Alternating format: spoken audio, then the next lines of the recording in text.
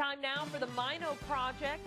He loves arcade games more than your average person. Maino delves into one man's basement to find out how his impressive video game collection got started. It's a story you'll see only on NBC 26.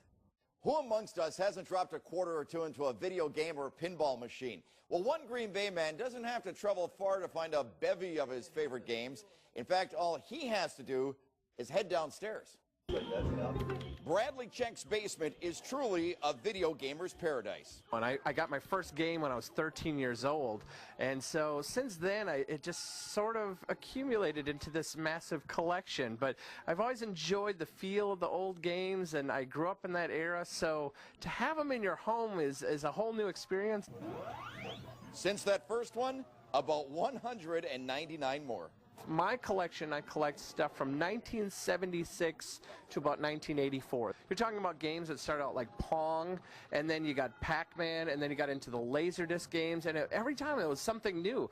Games that nudged their way into life outside the arcade. You had lunch boxes, you had sleeping bags, you had, everything you can think of in pop culture at the time, because that's what kids were talking about, were video games. I remember going to the gold mine downtown in Port Plaza Mall back in the day. I remember that, yeah, you bet. And it had the feel of like you're going into a mine, and then you got in there and it had all the games and stuff. Did you walk in with an orange Julius and a big cookie? Oh, right, exactly. Absolutely. Yeah.